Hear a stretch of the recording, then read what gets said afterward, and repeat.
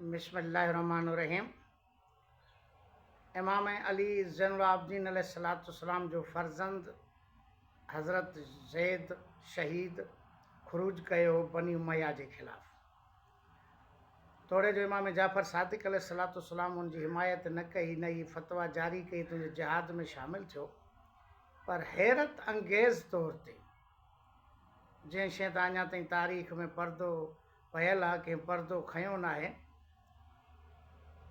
इमाम अबू हनीफ़ा जेको मुखालिफ़ फ़िक़ह जो बानी हुयो, फ़िक़ह हनफ़िया जो, जंहिंजो असुल नालो नौमान बिन साबित हुयो, उन वरी फ़तवा जारी करे जनाब ज़ैद शहीद जे जिहाद जी हिमायत कई ऐं पंहिंजे पैरोकारनि खे इहो हिदायत कई, हुकुम ॾिनो तो जंग में शामिल थियनि जनाब ज़ैद शहीद सां।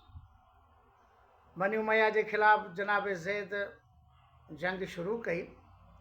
उनजो मुख़्तसर इन जंग जो वाक़ियो हिकिड़ो बयानु करणो आहे, तफ़सील बयानु करणु मक़सदु न आहे, असल जेको मक़सदु आहे उन ते था अचूं। उनजे लश्कर में शीयनि खां वधीक सुन्ननि जो तइदादु हो, जो इमाम अबू हनीफ़ा जी फ़तवा जे करे अधो अधु लश्कर हुयो, अधु शीयनि जो अधु सुन्ननि जो, अञा सुन्ननि जी बि अक्सरियत हुई। जंग हली।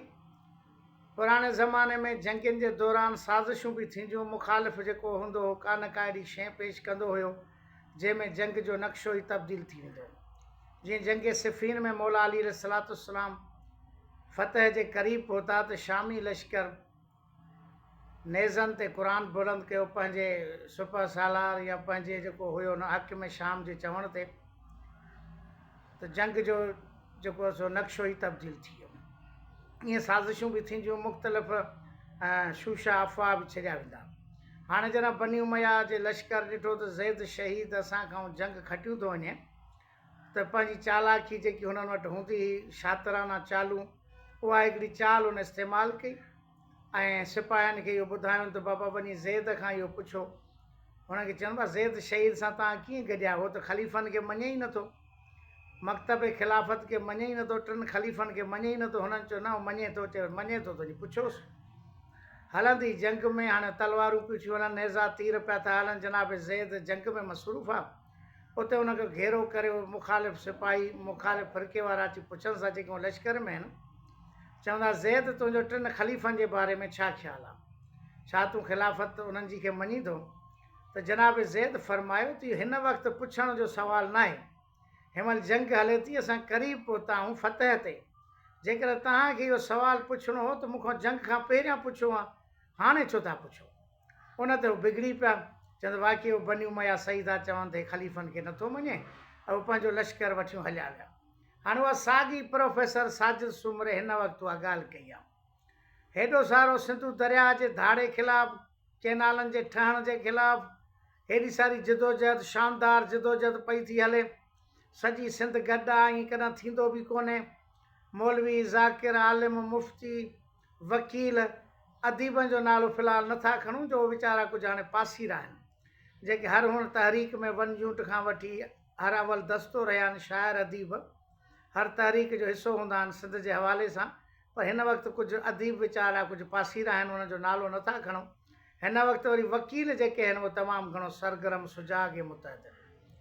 त अहिड़े माहौल में प्रोफेसर साजिद सुमरे वरी चयो आहे त हिन खां पुछो त सिंध जी आज़ादी जी ॻाल्हि करे थो या नथो करे।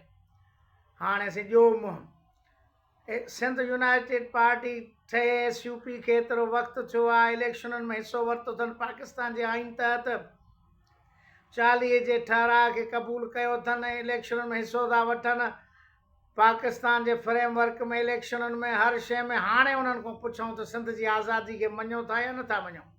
हाणे उहो साॻियो हुननि वारो किसो जेको जनाब ज़ैद शहीद खां पुछनि त ख़लीफ़नि खे मञी थो या नथो मञे।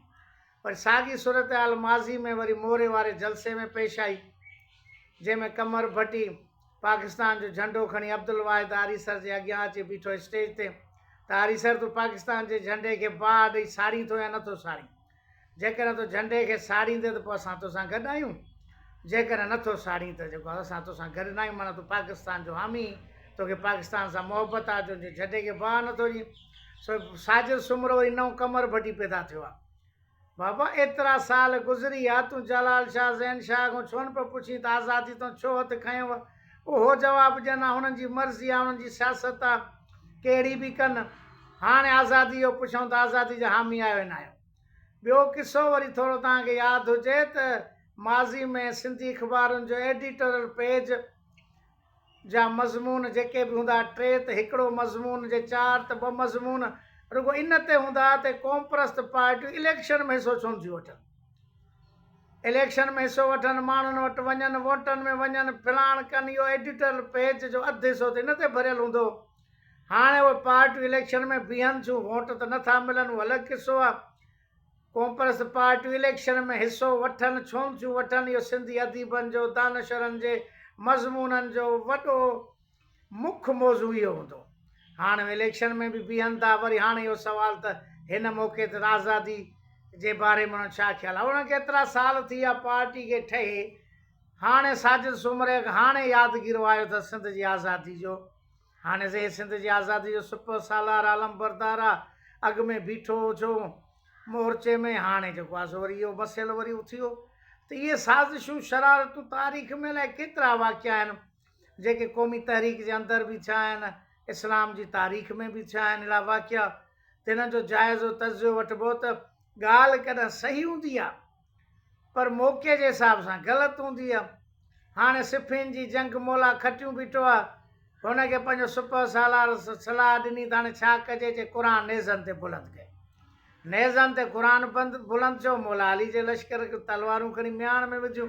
मौला अली चयो छो, चएसि साम्हूं त क़ुर आहे, क़ुर सां कीअं जंग कई। चए मां नातिक़ क़ुर, उहो सामित क़ुर, उहो ख़ामोश क़ुर आहे, मां ॻाल्हाईंदड़ क़ुर तव्हांखे हुकुम थो कयां त जंग कयो। चए जंग न कंदासीं। सही इख़्तिलाफ़ थियो, जहिड़ो नेट तो ख़ारजी फ़िरक़ो उतां पैदा थियो, उन्हनि वरी ला हुकुम अल्लाह, वरी नओं नारो ॾिनुनि, अलाह खां सवाइ कंहिंजो हुकुम कोन्हे, अलाह जी ज़मीन आहे, अलाह जो निज़ाम, अलाह जो हुकुम हलंदो। मौला अली जो ॻाल्हि त तव्हांजी सही आहे, ज़मीन अलाह जी, हुकुम त अलाह जो हलंदो, पर हुकुमरानी केरु कंदो, हुकूमत केरु कंदो। तव्हांजो जुमिलो सही आहे, तव्हांजी मुराद बातिल आहे। त कॾहिं कॾहिं जुमिलो सच हूंदो आहे, सही हूंदो आहे, उनजो मक़सदु उन्हनि जी बातिल हूंदो आहे, मक़सदु शरारत हूंदी आहे, मक़सदु शैतानगिरी हूंदी आहे। जीअं साजिद सूमरे में शरारत करे थो, ॾाढो ज़बरदस्त माहौल जुड़ियो पियो। हाणे साईं तव्हां फेसबुक ते बि ॾिसंदव वाज़े तौर ते ॼण 2 ग्रुप नज़र अची विया आहिनि। हाणे वरी सभु कंहिंखे वरी यादि अची वई आज़ादी ॻाल्हि, जलाल शाह वरी ज़ैन शाह वरी साईं आज़ादी जो नारो हणनि, जेको छॾे पंहिंजी पार्टी ठाही अथनि, पार्लियामानी सियासत कनि था, इलेक्शन में बीहनि था, पंहिंजी अलॻि सियासत कनि था। वरी हाणे उहा आज़ादी हेॾी सारी जिदोजहद के नालनि ते ईअं जेको आहे सो पुठीअ में छुरो हयो वेंदो आहे। अहिड़े क़िस्म जा माण्हू, हे वरी नओं कमर भट्टी पैदा थियो आहे, साजिद सूमरो जे मोरे वारे जलसे में झंडो खणी बीह रहियो त आरीसर भाउ ॾींदो या नथो ॾींदो। हाणे हे बि उहो ई कमु थी वियो। सो शरारतूं शैतानगिरियूं अञा वधीक बि थी सघे थियनि थियूं, तव्हांजे तसवर ऐं ज़हन में बि न हुजनि। तंहिंजे करे जिदोजहद माठी न थियणु खपे। हे वॾो दाड़ो आहे, वॾो सिंध जो नुक़सानु आहे, कुझु कोन बचंदो। ईअं न त जंहिंखे ज़मीन बनी कान्हे उहो ख़ुशि हुजे त मूंखे नौकिरी आहे, कारोबार आहे, धंधो आहे। मुंहिंजो कारोबार धंधो काॾो हलंदो।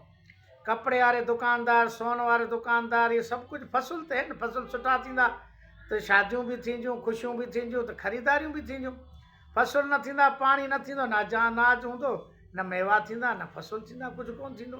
हेॾो सारो धाड़ो वॾो लॻे थो, नयूं शरारतूं शैतानगिरियूं, अञा नयूं साज़िशूं बि थींदियूं। पर जिदोजहद जी ज़रूरत आहे, अॻिते वधण जी ज़रूरत आहे। ख़ामोश वेहण सां तमामु घणो नुक़सानु थींदो। अल्लाहुम्मा सल्ली अला मुहम्मद व आलि मुहम्मद।